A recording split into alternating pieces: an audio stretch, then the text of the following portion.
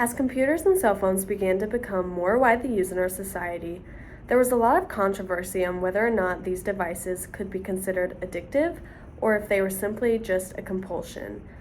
However, whenever scientists began to notice that screen times were increasing at absurd rates, there was no doubt that these devices could be considered addictive. Researchers began to find many links between technology addiction and other addictions that are very prominent in our society, one of the most distinct being drug addiction. The cultural acceptance and adoption of technology into our community is very similar to the rate of which we saw drug acceptance happen in the 70s in the United States. During this time period, drugs were not only normalized, but they were glamorized. People only focused on how good they felt while they were taking drugs and neglected to acknowledge any of the adverse side effects that came along with it. In fact, researchers have found that technology has many of the same effects as taking amphetamines, such as meth. And the reason for this is because of dopamine. And dopamine is the neurotransmitter in our brain that is released when we do something that is enjoyable. And its purpose is to enhance our survival. So when we're doing something that is pleasurable, that helps us stay alive, such as eating, our brain releases dopamine. However, dopamine is also released whenever we're doing something pleasurable that is destructive to our health, such as doing drugs.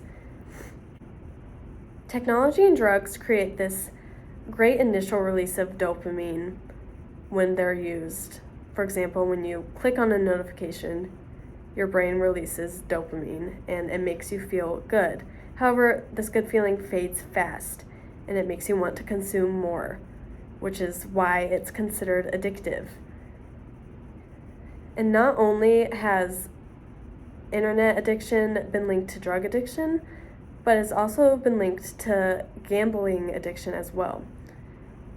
Many people who are internet addicts have very similar personality and psychological traits as people who are gambling addicts.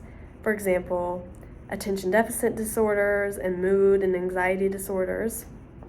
And we can see this link if we look at a slot machine. So when people put money in a slot machine, it takes no skill to win a prize. It is simply luck. However, it's the idea that they could win something that keeps them to keep putting more money into the machine. What makes this unique and addictive is that when players do win a prize, the dopamine release is much, much greater than what they're used to, and therefore it's more addictive. A slot machine and our cell phones use this type of reinforcement schedule called intermittent reinforcement, and it's linked to the reward circuit in our brain that is associated with addiction. Social media apps know how addictive the schedule is and tend to use it to their power. For example, when someone is scrolling through TikTok, not every video they see is something they find enjoyable. However, the person keeps scrolling in hopes to find something they'll find entertaining or funny. The algorithm does this on purpose because the creators know that the dopamine release from finding one pleasurable video out of many is much greater than the dopamine released if every single video that the user watched was enjoyable to them. So our media has taken advantage of this psychology to keep us addicted to our screens. It has taken over us to the point where we are constantly thinking about being on our phones and we're craving another dopamine hit, even while we're doing tasks that require a lot of focus, such as driving. This research helps us understand why texting and driving is so prominent in our society.